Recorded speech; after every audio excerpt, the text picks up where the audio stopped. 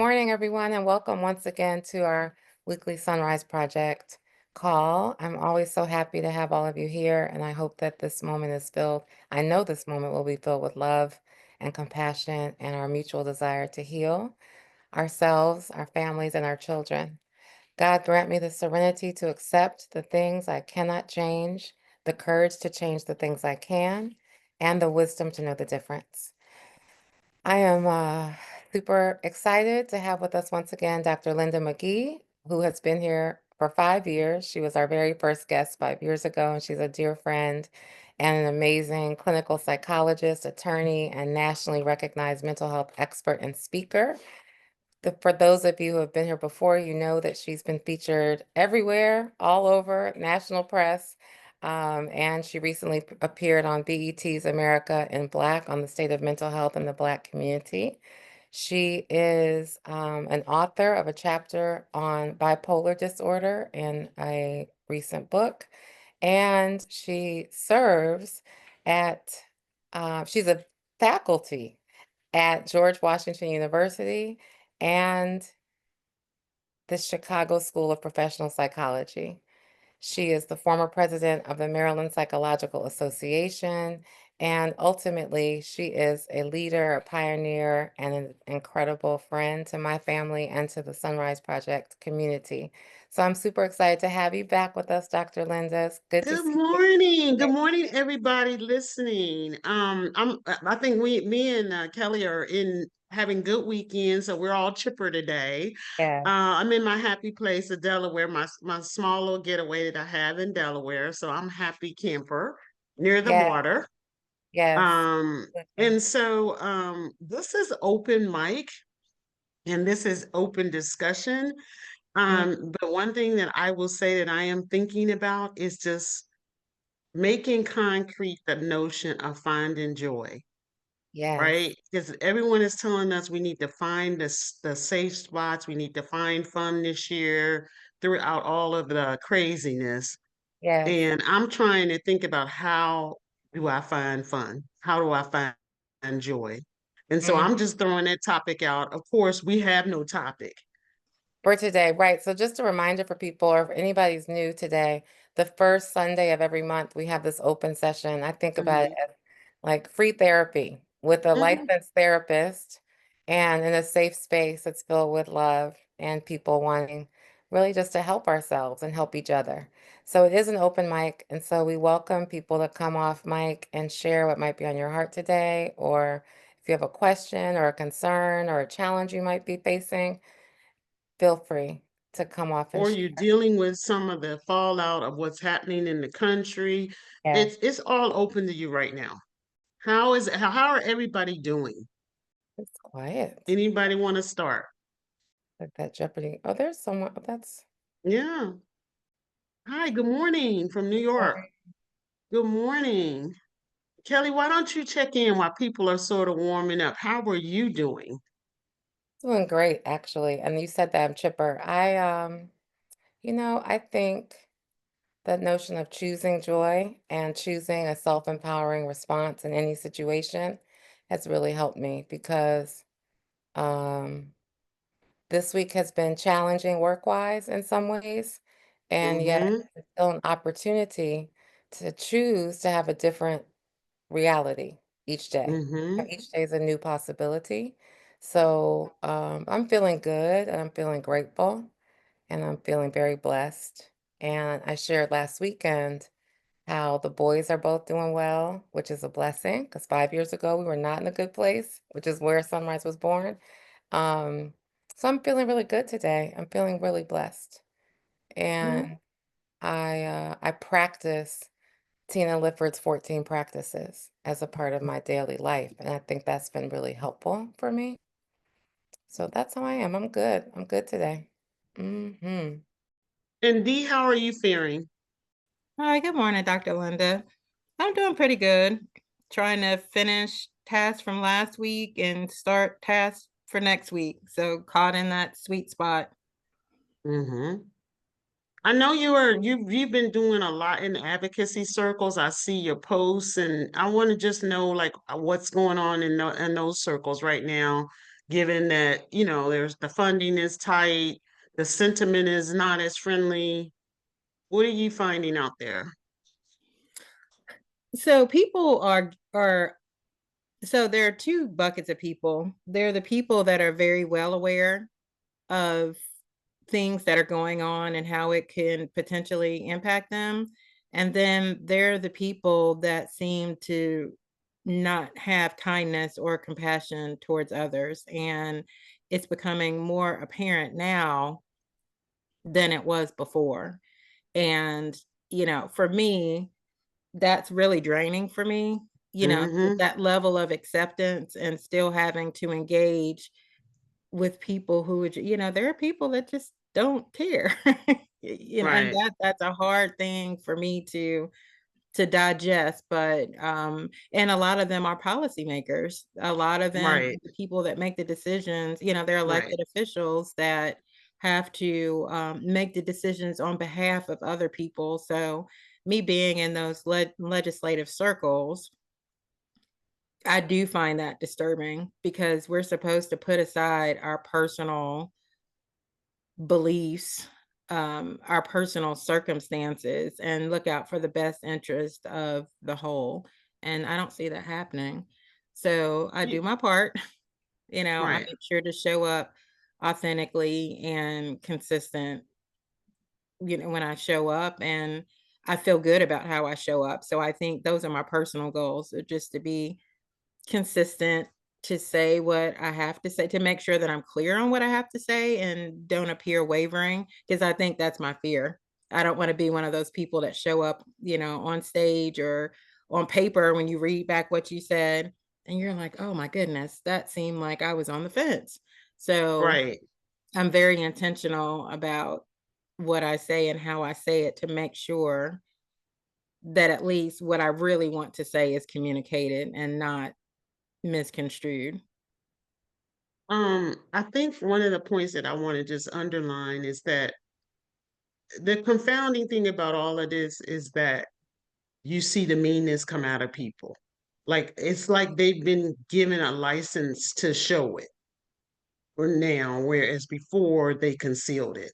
Well, what I've Um, learned is that it's always been there. yo, And no, and that's that's the why part absolutely. that's really, so there's someone that I've known for many years, just in, one of the workspaces that I've been in. And with that recent conversation with Zelensky at the White House, Mm-hmm. that there are a lot of people that are angry about it, but Mm-hmm. I know several people that are defending everything that happened there. And I not, people have a right to believe what they want to believe, but the way that people justify things, I think that's what I find shocking. And so, I mean, I think we've And talked about this once before. How do yeah, you move on knowing that people that you have to engage with are okay with the mistreatment of, of other people?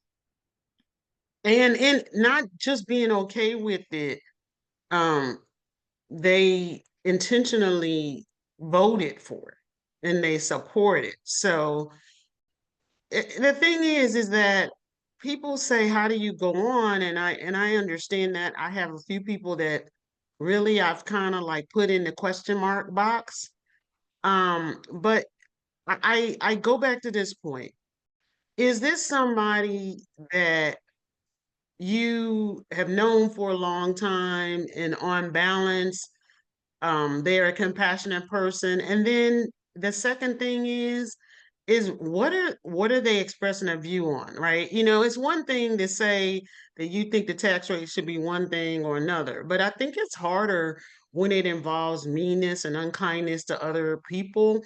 It particularly causes that you might like, or even the notion that we're in this together, right? That we should, be supportive as Americans, as opposed to like, I want my group to be up and I want your group to be down, right? So it comes down to, is this the kind of person that you feel like something is salvageable?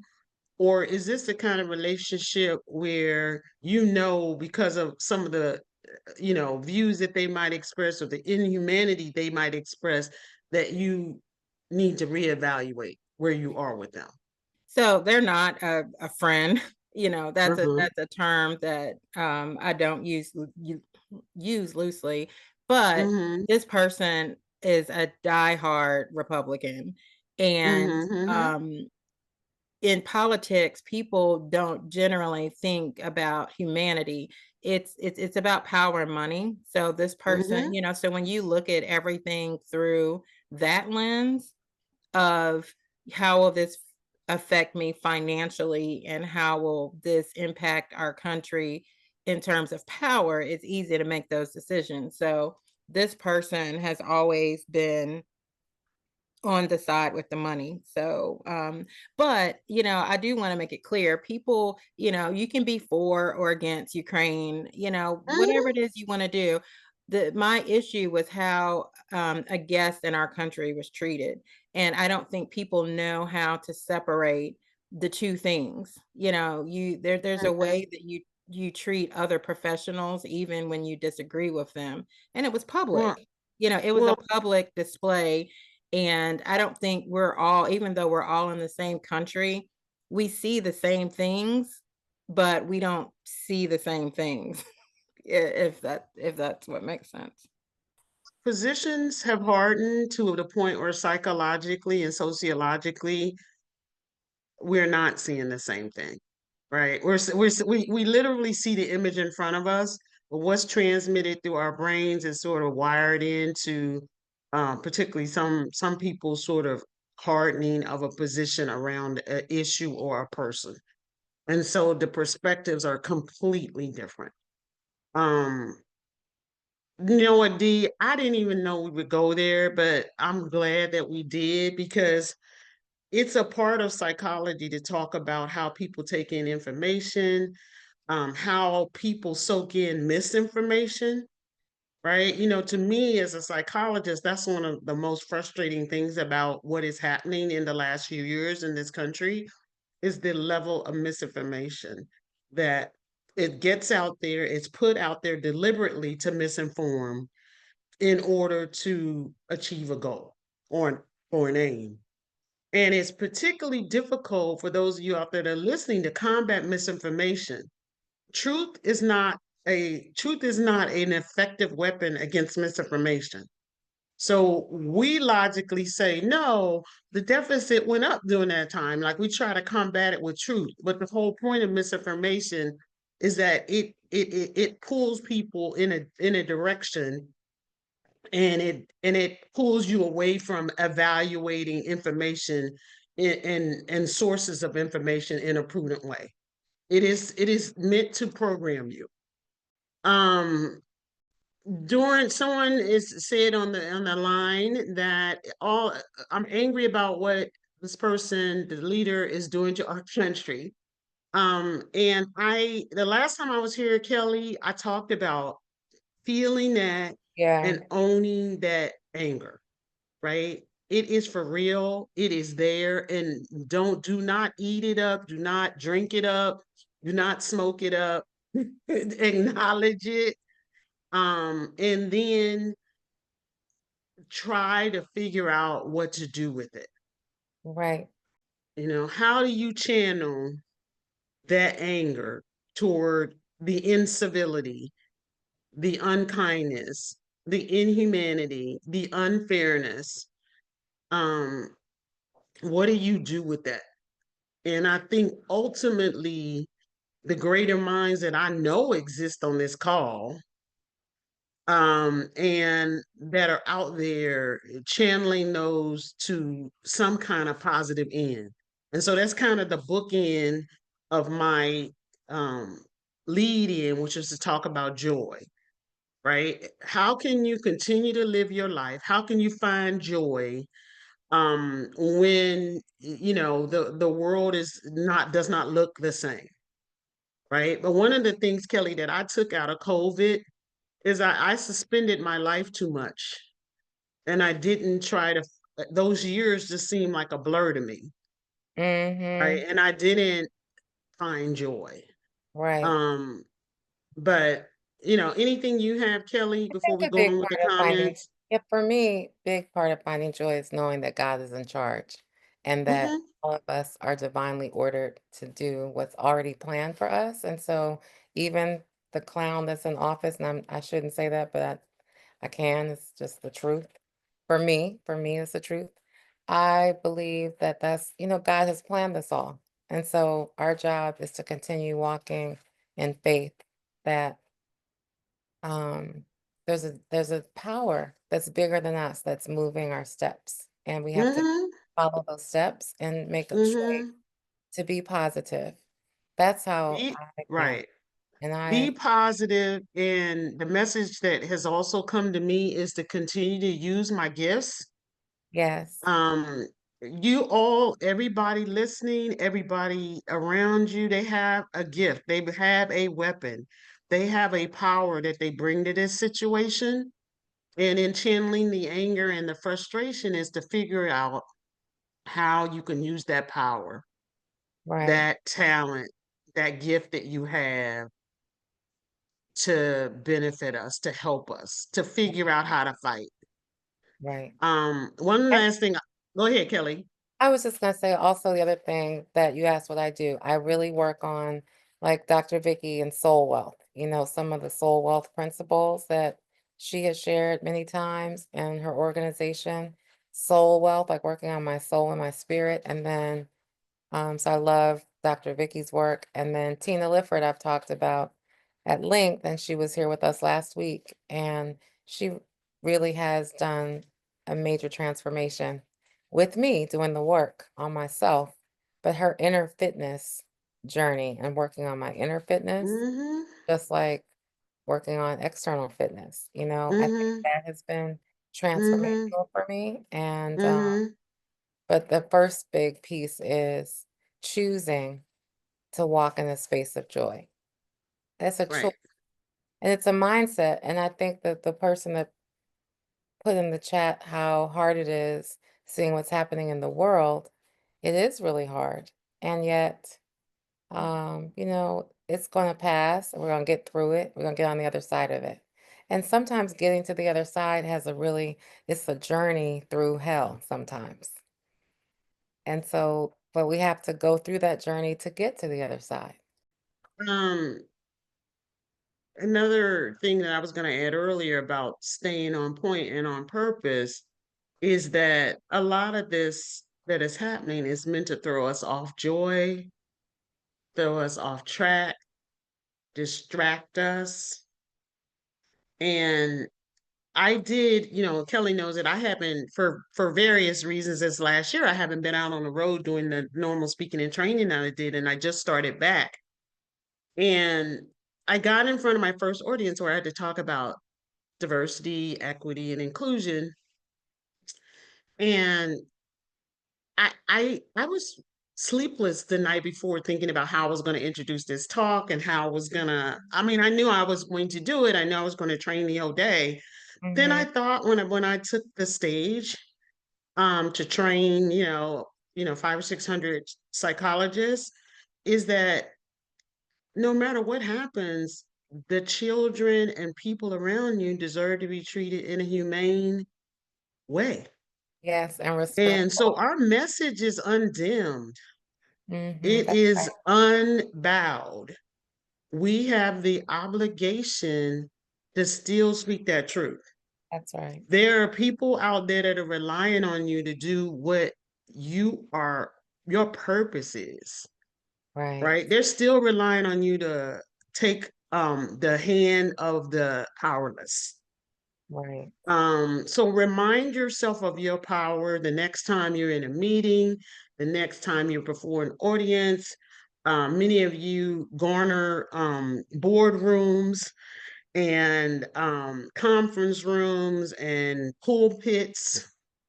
Make sure that you're continuing to have to take up where your purpose is, to defend the powerless, to seek justice. And even if you think about it psychologically, one of the ways that you combat trauma and one of the ways that you combat racial trauma is that you help yourself and other people seek justice and redress. So, Exactly. I mean, basically, to say that in a more uneducated way, keep pushing. That's that's right. And I think it's keep pushing. It's also keep, I love what you just said, because as you know, that's what we would do a lot together and working on Hmm. people that are or maybe marginalized communities, Hmm. part of You and what I we had a do. conversation about this, Kelly. Mhm. We decided about Sunrise that we don't know where Sunrise is going to end up, Right. right? But we had a very good conversation at last week where we're like, we're going to take Sunrise where it goes, That's right. you know? Very organically. And that's Yep, what feels good to me. we're gonna Any take it stress. where it goes. Mhm. Um, we know that the divine intervention is going to lead this to a positive place. We'll get to the chat, but someone has their hand up, and I just want to have you speak. I thought I saw someone's hand up. I don't see the hand up. I do see a question that says, Okay. uh, how do we deal with racial battle fatigue? You take a Racial, break. uh-huh. You say no to that one project. Mhm. You and don't you take a break, you say no, and you don't feel guilt and shame about it. Mhm. Because we talked about this in 1,000 different ways on Sunrise. You Mm, have to put the oxygen mask on yourself first. absolutely. If you let yourself get to the point where you can't function, um, then what good are you going to be in terms of the people around you, in terms of yourself, in terms of the people around you? So you take a break. You say no. You say no emphatically, right? At this time, I can't do that. I mean, the person who asked the question, I had to say no to something that I had already said yes to, and it Mhm. really has had a pretty big impact, but I had to say no for myself. And so what I did is I told them, because of, my mental health and well-being means that I cannot do this. Right. And I had to take the blowback, but mentally and physically, I just couldn't do it. And at the age that I am, I had to decide, is it them or is it me? Right. So, Absolutely. Can I just build on that no thing? I heard someone say, maybe it was here, I think it might have been Tracy Berry, or maybe Stacy, I can't remember, but they said my no is an opportunity for someone else's yes. yes. That's a great thought for me because I've said no recently to 3 different people and yet referred them to other people. So hopefully Right. that person can say yes, which is a blessing in terms of a new business opportunity that I Right. couldn't take on or I chose not to take on. And like you said, it's for my mental well-being, for my health, being able to sleep, which is still a challenge. So yeah, I think the no piece is really, really big. And I love how you said saying no without guilt or shame. That's really important. I'm still working on it. And I know that people that are listening are still working on it. But at least now that I'm aware of the part of the reason why I don't say no is that I think I'm going to be judged. I think I'm going to, in my mind, I think that they'll think that that I'm weak or that there's a problem. And so those are all internal things. That doesn't have anything to do with the people on the other side of the table. That's my own internalized sense of responsibility, and it's frankly internalized trauma that we put our bodies on the line just so that we don't be deemed to be insufficient or lacking or weak, Mm, because we adopt that Black woman persona. um we don't want to appear that we can't handle everything, yeah, right? Am I getting to somebody on here? absolutely. Is somebody hearing me? um but I see going people back to smiling, there's smiley faces and mhm, hearts and such. the Mm, racial battle, the how do you get through the racial battle fatigue? You say no, you take a break, you go home and you think about, I've been thinking about, like, what is the thing that I can do for myself to help me work through this situation? Um, How can I say no? How can I get more rest? How can I learn which situations require me to be involved with and which situations require me to look at differently? Every situation at work, every situation with your children, every situation with your spouse are not your situations. They're not yours to solve. And we can really start to think about situations like like I think a lot about having a big family. Not all these situations are my situations to solve. And I'm slowly but surely letting myself not be involved in everything that people want me to be involved in, whether it's a family dispute, whether it's a cousin that needs money, whether it's a job that my cousin needs, or a work situation or work dispute. They're not all your problems to solve. And And I think our I remember you sharing that around your baby sister who passed away last year, Mhm, and all mhm. the things that, and I'm only sharing that out loud because you shared it here. No, I'm good. I'm good. Okay, but that And was a big to one. Mhm. And I'm just gonna say this because Kelly brought it up, and I'm gonna keep it real. Is that I actually was vulnerable with people that are not close to me, Right. and I told them I'm dealing with too much right now. I lost a person who I considered to be a daughter and not a sister, and dealing with health challenges at the same time that I just couldn't. That I needed to grieve. And I actually told people that were strangers to me that I was dealing with on business that I needed to grieve and take the space for myself this year. Mhm. And I'm sharing that with you because I just feel like there's somebody out here that's listening today that needs to take that time to heal, the need to take that time to cry, to journal, to think, to remember, Mhm. um, to find a therapist maybe. Yeah. Um, so, think about these things like what do you really need? So, I mean, tangibly, I could do the things, but my mind and my body needed a rest this year, a Mm. respite from everybody else's problems, and for me to like sort through what I needed to sort through. Right, because you take on everybody else's problems Yes. by default, that's what your job is. You know, Right. as a And psychiatrist or psychologist. Mhm. right. And I will say that we have helpers on this line, and I want to say this directly to you. Um, we are in a state where we don't have enough people of color. We don't have enough people that are serving our community. So we are running ourselves into the ground. Mhm. And I want to say that we have people that are leaving at the rate that they're coming in. And we only train a few thousand people a year in this country in terms of psychology. So remember that before you burn out, you got to space it out for yourselves because you will not be able to serve everybody that's doing mostly everyone that's doing this now really wants to serve our community. But I want to say don't let it come at the expense of burnout. Mhm. I want to take this last question first, but I don't want to ignore the ones that came before. This is from D. Please share how we work through the issues that we face within the Black community. We have our own work to do and find a way to get through this together without judging and ostracizing. Absolutely true. Now more than ever, we need whatever forms of unity we can get. We are not a monolith. There are many, many different aspects of what we call the Black community. But to the extent that we can, we need to unify.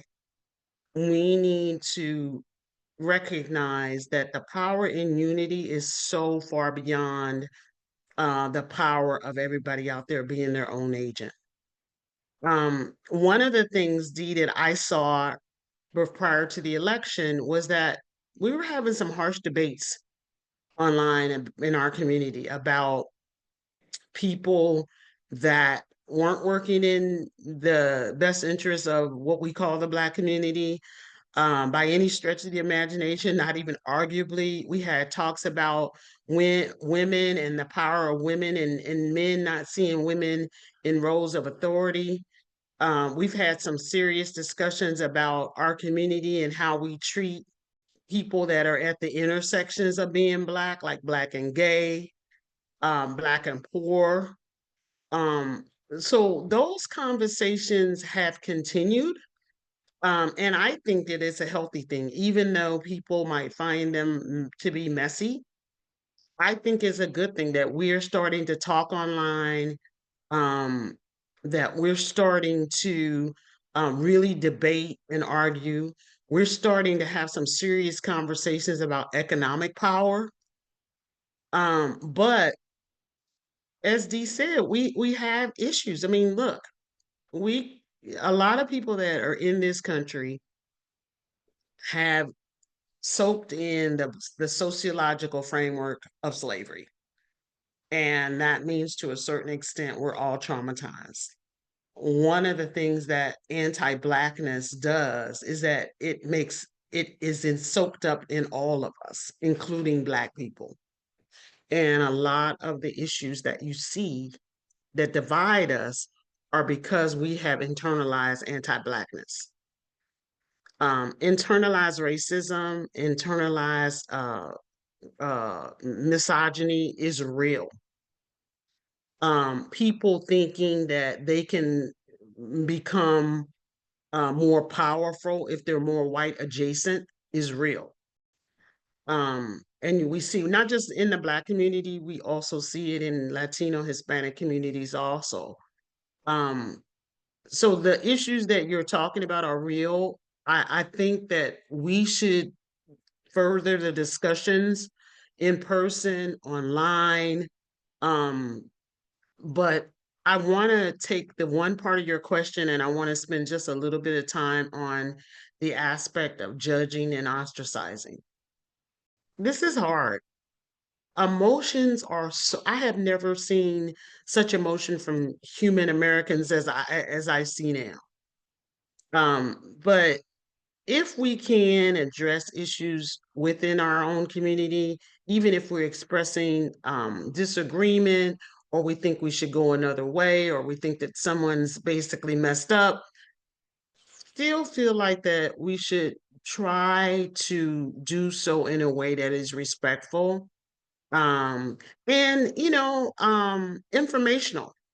I remember having conversations with my mother, who was very much brought up in religious community, but well, joined religious communities as she was a later adult, and just having conversations with her about the church's attitude toward gay people, and just having gentle conversations with her about things within the Black community that really bothered me, that people still held those views.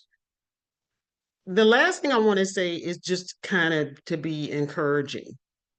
We have made a lot of progress in terms of talking about mental health, talking about what's going on inside of us, talking about the need for therapy, talking about problems in the Black community publicly where we used to would refuse to talk about it. We are more comfortable with trying to address and oppose behaviors that we think are detrimental. There's been a lot of progress. I think the realization is that is happening now in Black America to a certain extent is that we have to act with more unity. And I'm actually excited by the prospects of what that might mean in terms of economics, socially, politically, educationally.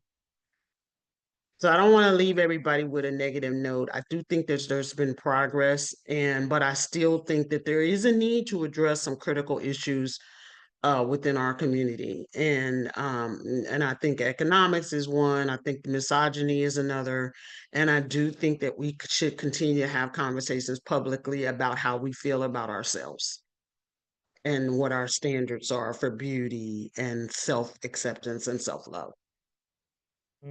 Absolutely. That's great. Thank you for that. I I think that's fantastic.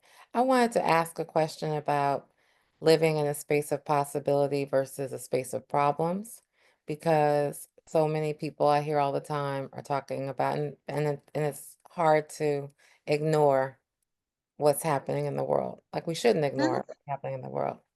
But how do we really, really work to live in a space of, good versus bad? Um, how do we live in a space of what? Can you say that one more time? I'm sorry. Possibility versus problems. I mean, this is tough, y'all. Y'all got questions today that are really hard that I think every single last one of us are struggling with. I Mm-hmm. think that it's not so easy to balance. I think you're going to have days where the problems feel heavy, where the problems feel tough. Mm-hmm. I think there are going to be days that you need to put down your phone and stop scrolling. And Mm-hmm. again, I'm not saying you don't find out what's going on. You can check the internet in the evening, or you can check the internet and you pretty much know what's going on. You don't have to stay with it all day. Um, and the second thing is that choosing optimism, choosing joy, choosing purpose, where you actually are getting out there and doing the one small thing that you can do, you Mm-hmm. don't, is intentional. And let me just elaborate that a little bit.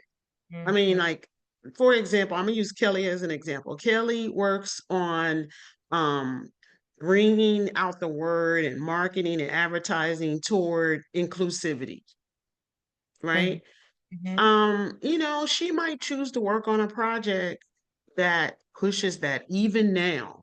And she might go home one day with an idea that she's going to pitch a corporation on an idea about, or a foundation or a funder on the idea of, like, even now, we're going to focus on humanity. We're going to focus on inclusivity. Well, that's what I mean by picking your space. Yes. Everybody's not everybody is not an award-winning civil rights leader. Everybody's not gonna pass laws. Everybody's not gonna lead a nation. But you can go to your school board meeting. Space. That's right. Pick your You space. can intervene in a conversation that you hear between your child and another child that is non-inclusive and judgmental and not kind. You can speak out when someone and advocate for yourself when things aren't going well for you at work. Mm-hmm. That's great. You can think about how, instead of just going away and suffering, like, how can I advocate for myself? That's right. And you can call Kelly and ask her for advice about that point, right? One of the things that I'm working on is the pride of not getting support, having too much pride to get support on the Yeah. issues that I don't do well on. I've switched my whole world to staffing my life. Someone said you need to staff your life, one of my friends. I said, that is so true. And Mhm, it's made a difference already, just getting more help. mhm. But don't you think the big step is admitting that you need to staff? Correct. It's admitting it and then doing it, like making it Yeah, a priority, because if I don't right, make it a priority, I don't get to it. And right. it falls off the plate. But even that, like even hiring an assistant, I needed an assistant for I don't know how long, but I made it a priority and then asked somebody on the team to help me find a person. But Mhm, even just asking for help made a huge change. And one thing I want to go back to, since this is a space with a lot of parents, something you said at the very beginning about it's not our problems to fix, I think is really hard for a lot of parents, particularly with adult children, where,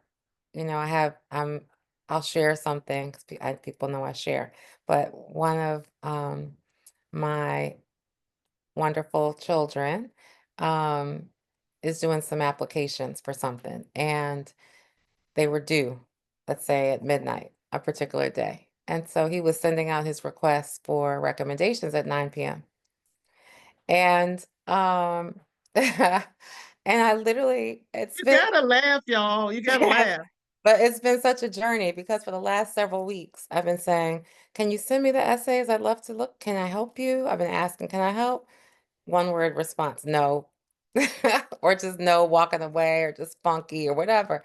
And so the new Kelly is just like, okay, and I leave it alone. And so that is really so what you said earlier is our people have to work through their own thing. It's hard when you're a parent and you see, it's like you have a drone and you see the two Mhm, trains coming, or it's like the Perfect Storm movie. You see the storm happening, but the mhm. person that's down there in it is not listening to you, wants to do it their own way, whatever. And the work for parents is to allow them to have their own journey and to allow the trains to keep coming. And so You they know, have to work through some that. of us, and this is kind of historical too. Like I've argued and I maintain firmly that letting a child go at 17 or 18 is probably the way we had to come through our history doing, but it's not really backed up by science. It's not really backed up by trauma theories. But by the same token, on the other hand, in other words, that an 18-year-old needs support. But on the other hand, sometimes I feel like I have a child that's mid-20s. Kelly has a son that's just below that. Sometimes I feel like that we are intervening in decisions that we made all on our own. We took the knocks for it in our mid-20s, and we're still kind of like intervening. And you understand what I'm saying? Like Yeah, Kelly, the example that you used, Kelly, was with your younger son. So, yeah. like that's a different, maybe a different situation because he's still in college. But there's nothing you could do with a child other than just go in your room, close the door, say a prayer. Um, and yeah, D, I get it. Yes, I read that out loud. definitely, That's a very important point. huh? What she says is true. She says it's hard to watch or allow them Oh to. yeah, it is. It is seriously hard to watch. I mean, who among us, who on this phone line has not had a situation where you see the storm coming, you see the baseball coming at your child's face, and you might have to deal with the consequences of their decision. I mean, I think everybody on here has seen that. Mhm. And you know that it's gonna fall on you, right? Because if they don't get that job or if they don't get in that school, then that means you might have to step up. You might have to pay more money. You might have to support them, even when you think what they did was not smart. Correct. Um, it is very, very hard to do. I'm, as guilty as the next person.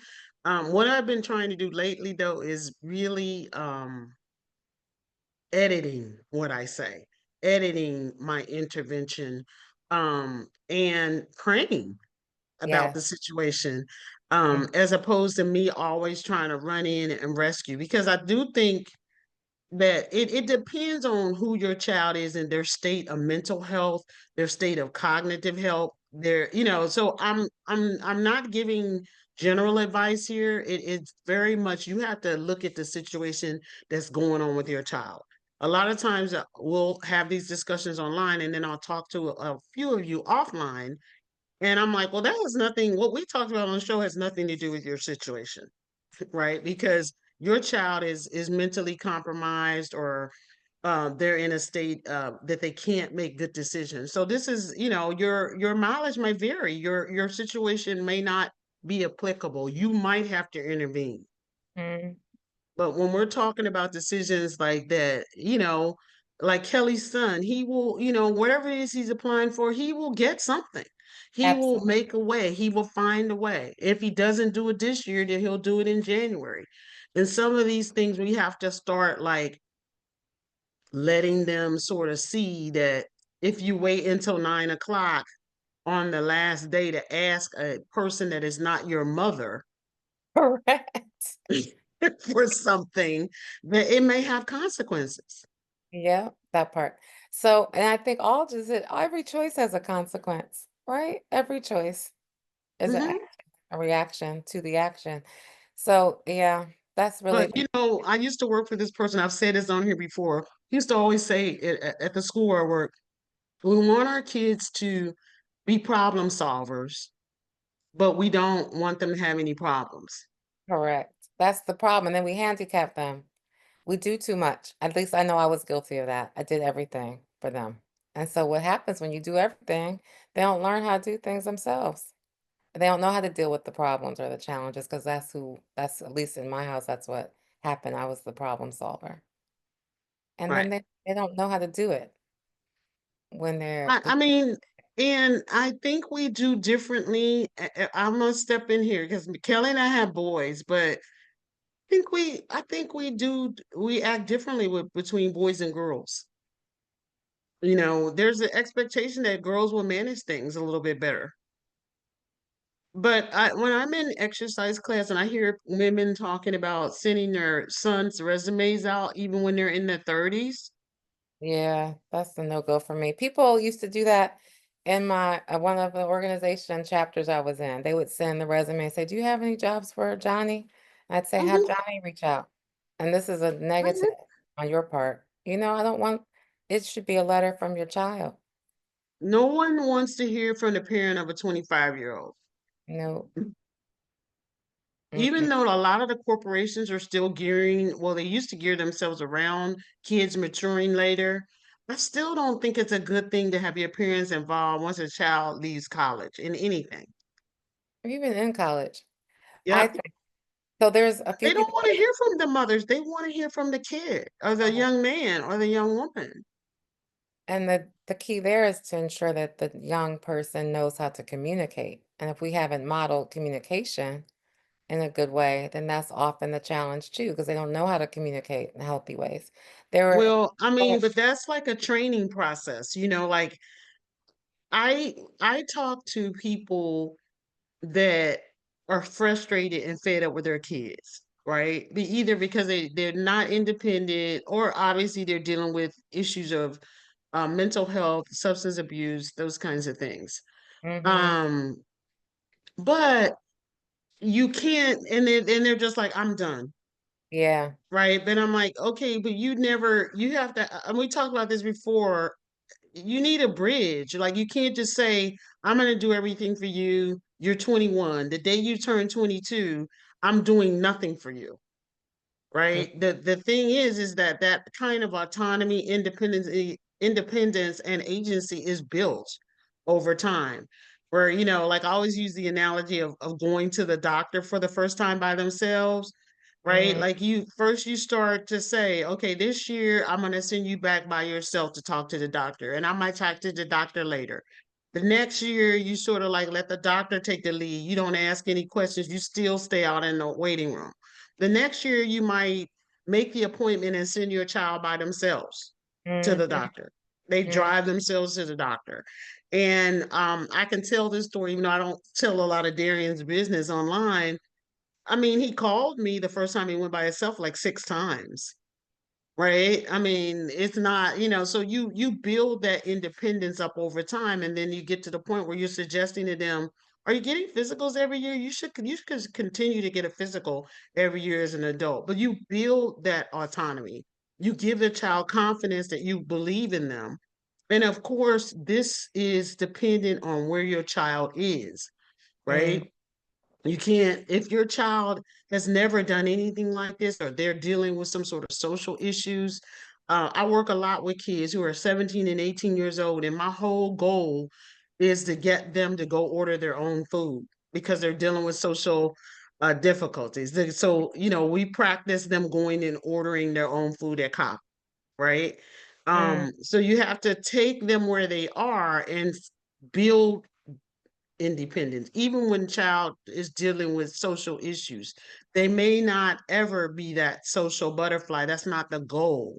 The goal is to like make them more independent, help them to adapt to a world that is, adapt as best you can to a mhm, world that is sometimes unfriendly.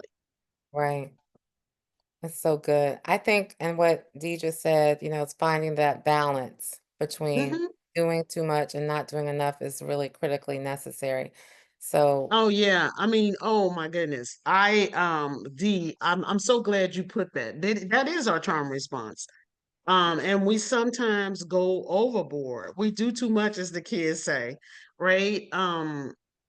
Yeah, I had a lot of issues around economics, mhm, and I didn't, I had student loans and I had all these things, and I just didn't want him to have to go through any of that struggle, any of that. I'm in grad school and I can't pay my rent, and it's the 5th of the month, and the rent, all of these things. But to understand that that might have you acting in ways that are not in the best interest of your child. right. And you might go overboard, you might do too much, you might pay for too much. You might not ask them to get a job when they really should start getting a part-time job and figuring out the economy and those kinds of things. So yeah, definitely we're really touching on some really soft points in this hour about like how we were reared and the trauma that was surrounding that. Um, Mhm. And we're almost out of time. I wanna make sure that if there's anyone else that wants to say anything and you wanna come off of mute, you can oh hit star yes, 6. I know the whole hour please. went away quickly, but if anybody has a last question or thought, feel free to come off of mute if you choose. If not, I will ask a last question, Dr. Linda. My question is give us like a couple of tips on how we can protect our energy and prevent burnout. You start the day with reinforcements. So whatever you can do for your mental, spiritual well-being that feeds you, start your day with that. It's almost like a fortification. Hmm. If it's your prayer, if it's your meditation, if it's your yoga. For me, sometimes it's all of the above Mm-hmm. before I can before I can get to the point where I can care for people. I have to fortify myself. Um, and make some intentional choices. Like today, I am not going to talk to my neighbor who is a negative Nelly, who is, somebody that I disagree with on everything. Right.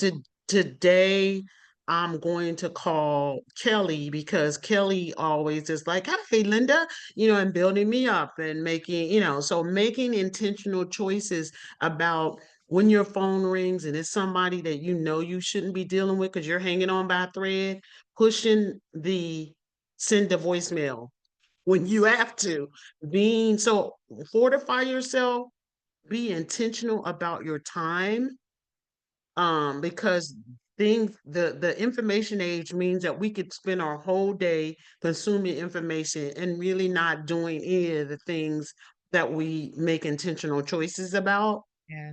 And three, surrounding yourself with people, things, that are supportive, and now those are all take a little bit of work. Yes. But those are the days where I feel like that I'm functioning best, is when I fortify myself, when I make Mhm. sure that I'm acting on purpose, I'm surrounding myself with people that are positive. And sometimes I do better when I have things that I want to accomplish. Yeah. The one or two things that I have to accomplish today, where I have them organized where I can get them done. That's wonderful. Thank you, and the perfect summation of this open session today. So I appreciate you, Dr. Linda, always. You've been in my life forever, it feels like. And I love and appreciate you. Thank About what, 18, 19 years? Yes. Well, no, 22, Right, 22. I met you at a sister mom 22, yeah, meeting. He was 22 in the years. So carrier. it I think is a lifetime.